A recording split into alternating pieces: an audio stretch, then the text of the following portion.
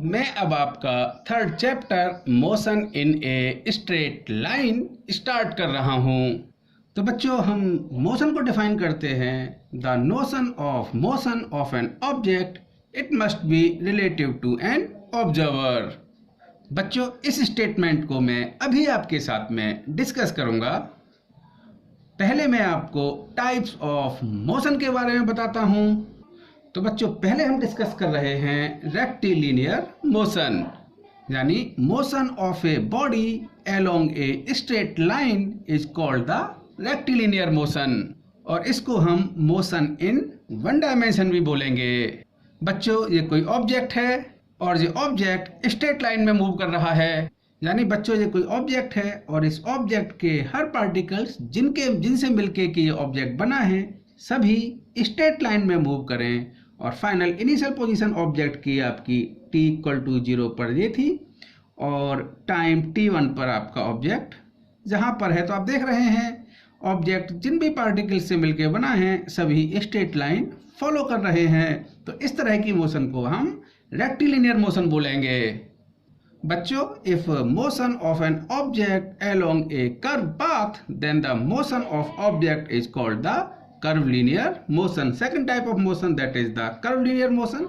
अगर ऑब्जेक्ट आपका एक कर्व पाथ में मूव करे तो इस तरह की मोशन को हम कर्वलिनियर मोशन बोलेंगे, और इस मोशन को हम मोशन इन टू डायमेंशन भी बोल सकते हैं। देखिए बच्चों, ये कोई ऑब्जेक्ट है जो इनिशियल पोजीशन यानी टाइम t=0 पर यहाँ पर है, और t1 टाइम पर इस ऑब्जेक्ट की फाइनल पोजीशन ये है। और बच्चों, जहाँ पर ये ऑब्जेक्ट इनिशियल पोजीशन से फाइनल पोजीशन तक एक स्ट्रेट लाइन में मूव ना करके एक कर्व पाथ में मूव करके पहुँचा है, तो इस तरह की मोशन को हम कर्वलिनियर मोशन बोलेंगे। तो बच्चों, मैंने मोशन के बारे में एक स्टेटमेंट लिखा था, the notion of motion of an object it must be relative to an observer. अब जरा हम इसको केयरफुली समझते हैं। बच्चों, कंसीडर करते हैं कि ये कोई ऑब्जर्वर है जो कि ग्राउंड पर खड़ा हुआ है, और एक ऑब्जेक्ट यानी एक पर्सन जो इसका नाम मैंने बी कंसीडर किया है वो एक कार्ट पर है, और ये कार्ट स्ट्रेट लाइन में 30 मीटर पर सेकंड की स्पीड से चल रही है। तो बच्चों, इस ए ऑब्जर्वर को ये जो बी पर्सन है जो कि इस कार्ट पर बैठा है, और कार्ट 30 मीटर पर सेकंड की स्पीड से इस ऑब्जर्वर से दूर जा रही है, तो इस ऑब्जर्वर को फील होगा या इस ऑब्जर्वर ऑब्जर्व करेगा कि जो पर्सन बी है वो 30 मीटर पर सेकंड से इस ऑब्जर्वर से दूर जा रहा है। तो बच्चों, हम बोल सकते हैं the velocity of B with respect to A that is 30 meter per second. अब बच्चों, हम सेकेंड सिचुएशन देखते हैं। ये जो बी पर्सन है ये अभी भी ग्राउंड के रेस्पेक्टिवली इस ए पर्सन से 30 मीटर पर सेकेंड की स्पीड से जा रहा है। यानी ये जो बी पर्सन है ये जो कार्ट पर बैठा है, इस कार्ट की स्पीड 30 मीटर पर सेकंड है ग्राउंड के रेस्पेक्टिवली। लेकिन इस केस में आपका जो ए पर्सन है ये एक दूसरी कार्ट पर बैठा है, और ये कार्ट एक स्ट्रेट लाइन में सेकंड कार्ट की तरफ 10 मीटर पर सेकंड की तरह स्पीड से जा रही है। अब बच्चों, इस ए पर्सन को ये B person 20 meter per second की स्पीड से दूर जाता हुआ नजर आएगा। यानी ऑब्जर्वर ए को इस बी पर्सन की स्पीड अब 20 मीटर पर सेकंड ऑब्जर्व होगी। यानी हम लिख सकते हैं velocity of B with respect to A that is the 20 meter per second. अब बच्चों, हम थर्ड केस देखते हैं जिसमें बी और ए दोनों ही एक ही डायरेक्शन में 30 मीटर पर सेकंड की स्पीड से जा रहे हैं। अब बच्चों, इस ए पर्सन को बी पर्सन रेस्ट में नजर आएगा।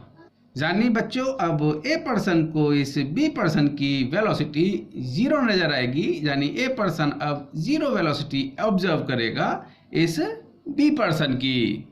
तो बच्चों, केयरफुली देखिए, इन तीनों ही केस में बी पर्सन की वेलोसिटी 30 मीटर पर सेकंड है। लेकिन फर्स्ट केस में जो ऑब्जर्वर ग्राउंड पर है उसको बी की वेलोसिटी 30 मीटर पर सेकंड नजर आ रही है। जब ऑब्जर्वर एक कार्ट पर बैठा हुआ है जो कि 10 मीटर पर सेकंड की स्पीड से बी की तरफ जा रहा है तब इसको वेलोसिटी 20 मीटर पर सेकंड नजर आ रही है। और थर्ड केस में जबकि ऑब्जर्वर सेम स्पीड से बी की तरफ चल रहा है तब इसको बी की वेलोसिटी 0 मीटर पर सेकंड नजर आ रही है। तो हम बोल सकते हैं बच्चों यहाँ पर किसी भी ऑब्जेक्ट की मोशन हमेशा ऑब्जर्वर पर डिपेंड होगी, यानी ऑब्जर्वर उसको किस फ्रेम से देख रहा है, यानी ऑब्जर्वर उसको किस तरह से ऑब्जर्व कर रहा है। बच्चों मैंने यहाँ पर एक टर्म यूज किया है फ्रेम। फ्रेम का मतलब है कि हम मोशन की ऑब्जर्वेशन कहाँ से ले रहे हैं। बच्चों मैं यहाँ पर एक नया टर्म रेफरेंस फ्रेम या फ्रेम ऑफ रेफरेंस इंट्रोड्यूस कर रहा हूँ। ये बहुत बेसिक सा टर्म है। तो बच्चों हम फ्रेम ऑफ रेफरेंस या रेफरेंस फ्रेम को डिफाइन कर सकते हैं। इट इज ए रीजन और zone from where observations are taken for parameters of a moving body. हम बच्चों रेफरेंस फ्रेम की दूसरी डेफिनेशन दे सकते हैं। A reference frame is a coordinate system with a clock for measurement of parameters of motion of a body. तो बच्चों question उठता है कि मोशन के पैरामीटर्स क्या होते हैं। तो बच्चों मोशन के पैरामीटर्स हैं displacement, distance, velocity, speed, acceleration. These are the parameters of the motion. बच्चों आप फ्रेम ऑफ रेफरेंस को एक बार और देखिए। बच्चों इस फर्स्ट केस में जहां से कि आपकी इस बी पर्सन की मोशन मेजर की जा रही है वो ग्राउंड है। और सेकंड केस में जो आपका फ्रेम ऑफ रेफरेंस या रेफरेंस ऑफ फ्रेम वो आपका बच्चों ये कार्ट है जो कि 10 मीटर पर सेकंड की स्पीड से मूव कर रही है। और थर्ड केस में भी ये कार्ट है जहां से आप इस बी पर्सन की मोशन को ऑब्जर्व कर रहे हैं। ये भी 30 मीटर पर सेकंड की स्पीड से मूव कर रही है। तो बच्चों जो आपके रेफरेंस फ्रेम हैं वो दो तरह के हो सकते हैं, यानी फ्रेम ऑफ रेफरेंस या रेफरेंस फ्रेम आपका रेस्ट में हो सकता है या रेफरेंस फ्रेम आपका मोशन में हो सकता है जहां से कि हम मोशन की ऑब्जर्वेशंस ले रहे हैं। और बच्चों इस पूरे चैप्टर में हम ये जो मोशंस के पैरामीटर्स हैं उनको डिटेल में डिस्कस करेंगे। अब हम बात करेंगे मोशन पैरामीटर्स। तो बच्चों डिस्टेंस को हम डिफाइन कर सकते हैं। It is the length of actual path traversed by a body between its initial and final position. तो बच्चों कोई बॉडी इस ए पॉइंट से बी पॉइंट तक इस कर्व पाथ में या किसी भी पाथ के थ्रू बी पॉइंट तक पहुंचती है तो बच्चों इस पाथ की जो एक्चुअल लेंथ होगी that is called the distance.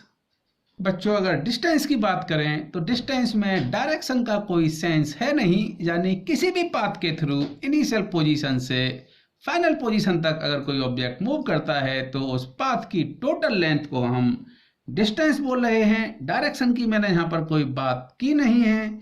तो जो आपकी डिस्टेंस है वो आपकी स्केलर क्वांटिटी होगी। तो distance is a scalar quantity. So the displacement of an object is the change in position of an object in the fixed direction. So बच्चों हम कह सकते हैं it is the shortest path measured in the direction from initial position to the final position. तो बच्चों अगर object आपका ए से बी मूव करता है तो जो टोटल पाथ लेंथ है दैट इज द डिस्टेंस, और जो ये शॉर्टेस्ट डिस्टेंस ए से बी की डायरेक्शन में होगी सो दिस इज द डिस्प्लेसमेंट। और डिस्प्लेसमेंट आपका एक स्ट्रेट लाइन में है। तो बच्चों कोई पर्सन ओ से ए जाता है और ए से बी जाता है तो in this case distance that is the actual path length of this path, so this is the OAB, so this is the distance traveled by the person or traveled by the object। अब बात करते हैं displacement. अब बच्चों जहां पर displacement होगा OB और ये वेक्टर क्वांटिटी है यानी O से B की डायरेक्शन में, सो this is the shortest distance. बच्चों जहां पर मैं एक छोटा सा न्यूमेरिकल प्रॉब्लम आपके लिए सॉल्व कर रहा हूं। तो बच्चों क्वेश्चन है, in figure A particle move along a circular path of radius r. It starts from point A and moves anti-clockwise. Find the distance traveled by the particle as it moves from A to B, from A to C, from A to D, and it completes one revolution.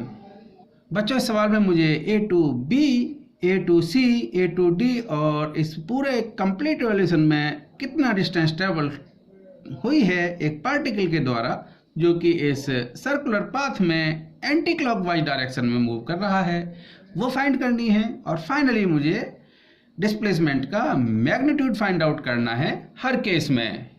तो बच्चों A to B जो आपकी distance होगी that is the path length, that is the 1/4 of the circumference of the circle, so that is the 1/4 और circumference है बच्चों that is the 2 pi r. So distance from A to B that is the pi r upon 2. Now magnitude of the displacement from A to B, तो बच्चों ये आपका circle है और circle की रेडियस r है। So A to B that is the straight line, so that is the magnitude that is the under root r square, Pythagoras आप apply कर सकते हैं, plus r square, so that is under root 2r square, so this is the r under root 2। और जो भी आपकी radius की unit होगी वो आप बाद में यूनिट लिखेंगे। In the second part, distance from A to C, so this is the half of the circumference of the circle, so that is the 1/2 into 2 pi r, so this is the pi r। जो भी unit है बाद में आप वो unit में ऐसा करेंगे। और जो बच्चों डिस्प्लेसमेंट है A to C इसका मैग्नीट्यूड होगा that is the r plus r, so this is the r plus r that is the 2r unit. Now in third case distance from A to D, so this is the A B C D, so that is the path length from A to B, B to C and C to D.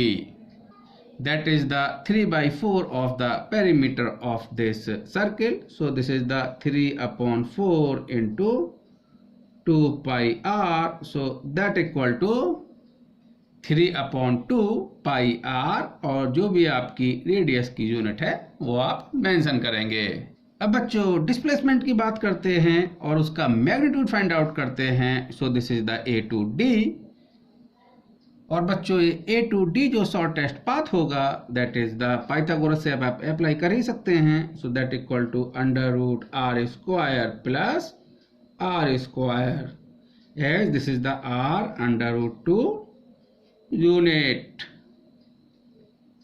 और बच्चों हम अब fourth part की बात करते हैं। तो distance यानी ऑब्जेक्ट A पॉइंट से मूव करता हुआ इस कंप्लीट सर्कुलर पाथ में ट्रेवर्स करते हुए दोबारा से A पॉइंट पर आता है।